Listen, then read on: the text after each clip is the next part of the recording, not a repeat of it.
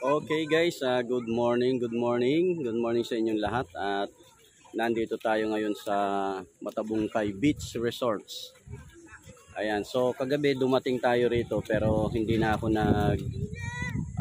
nag-vlog, hindi na ako kumuha ng mga video kasi wala rin naman halos makikita dahil gabi na. So ngayon, alas 7 ng umaga, medyo na late tayong gumising. Gusto ko sanang mangyari yung nag-aagaw yung liwanag at saka yung dilim, no? Madaling araw at saka tayo kukuha ng mga video clip, pero medyo tinangali tayo ng gising. So ito ngayon guys, at papakita ko sa inyo kung gaano kaganda ang Matabungkay Beach.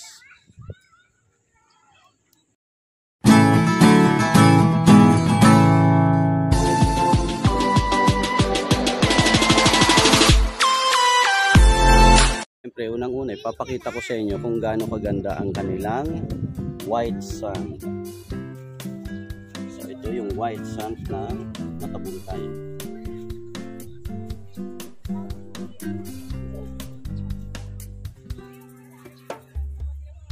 So, ito yung mga amenities na meron sila rito. Nagpaparent sila ng mga boat. Ayan, ang tawag dito sa mga boat na to ay katamaran, no? Sagwa, ano katamaran? Katamaran boat yan. Then parang 150 yata per head bawat isang upuan. So yun yung presyo nila rito. At safe naman kasi bawat tao merong life vest na ginagamit. So ito, yung nasa tubig na yan ay ready na yan, na kung may gustong mag-rent, magre-rent na dyan. At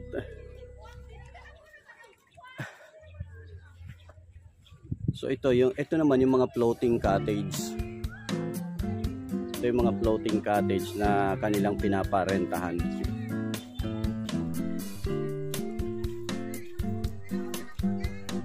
Punta tayo sa tubig. So yun nga lang, medyo guys, ang dami ng isda. Kung pansinin nyo yung tubig, ay ang daming isda. Malangoy sa ilalim. Sa sobrang linaw ng tubig, kitang kita yung mga isda.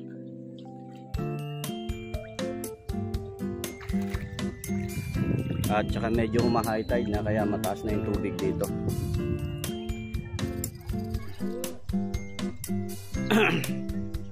So ito guys yung mga floating cottage. At lahat to pinaparentahan. Siguro nung mahal na araw, siguro busy ang mga cottage dito. Mga floating cottage.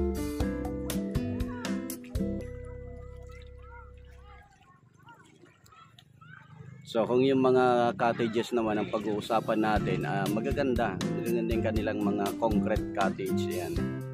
Parang mga ano tawag dyan, mga hotel na rin. Maraming ang isda eh. Ayan yung kuya ko, birthday niya ngayon kaya kami nandito.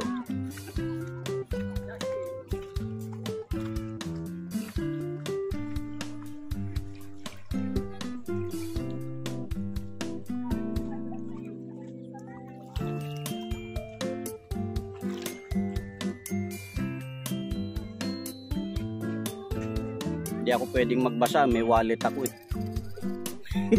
hindi ko naiwan eh.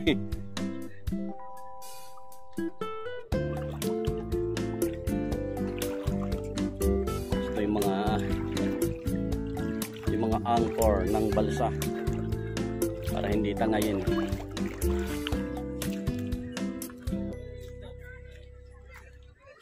So beach walk tayo, beach walk guys, mga katropa.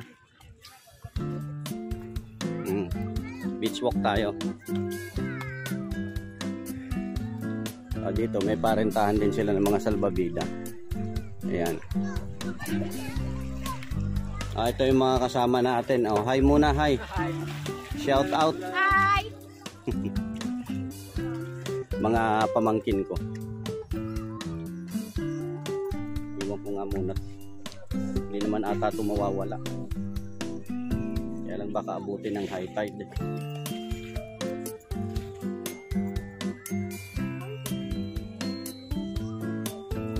So lakad-lakad muna tayo. So ito, yan sinabi ko kanina, pinaparentahan nila to. Yung iba rito di pedal eh.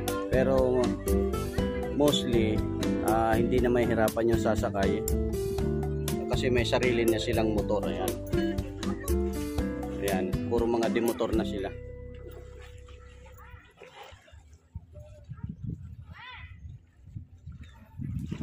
Inspire pa to ng Adidas. Advertisement. Itong isang to, ito yung dipedal ata. Wala kasi siyang motor eh. Dipedal yata to. O hinihila ng bangka. Parang hinihila lang ata siya.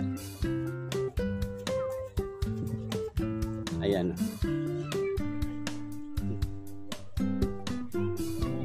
Tapos may malalaki din mga cottages. Ayan, katulad yun na nasa dulo. Yun. Malalaki siya. Tapos meron din siyang mga cottages na gawa lang sa mga kubo. Ayan, katulad niyan.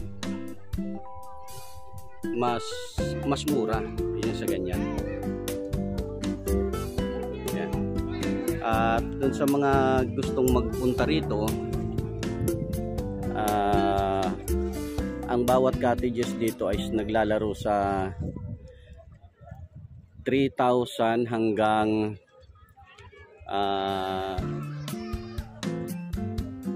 4,000, parang ganyan. Ayan, may mga aso rin.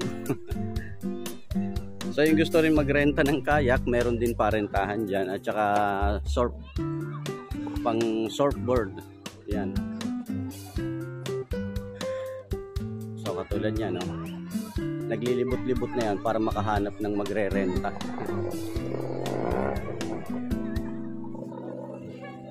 So maganda rito guys, kasi ang isang ikinaganda rito, masarap sa paa yung buhangin, tapos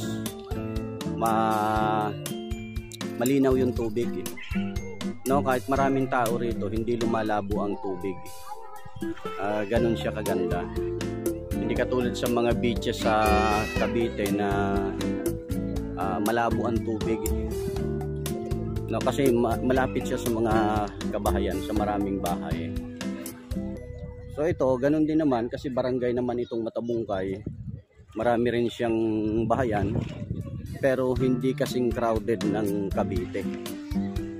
No? Kaya maganda ang beach nila rito.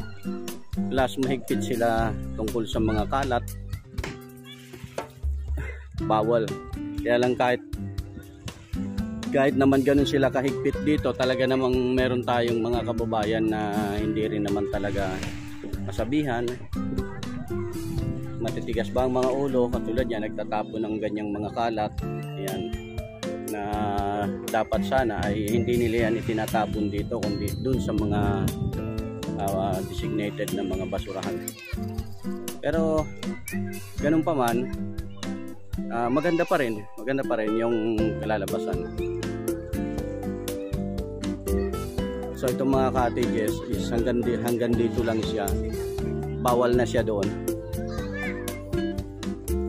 Kasi itong parte na to, ito na yung daanan naman ng mga pangisdaan, yung mga mangingisda. Kasi ito yung kalsada nila, dito dinadaan naman yung kanilang mga produkto ng mga isda. Ayan. Ayan, summer under the sea.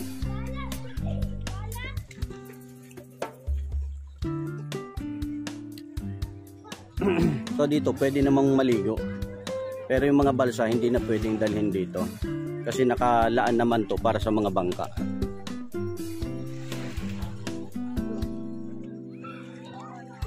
So ito yung entrance ng Matabungkay Beach. Yun nga lang, dun sa kabila niyan may kalsada yan papaliwa at pakanan, para sa mga gustong magpunta sa magkabilang side ng beach. Ayan.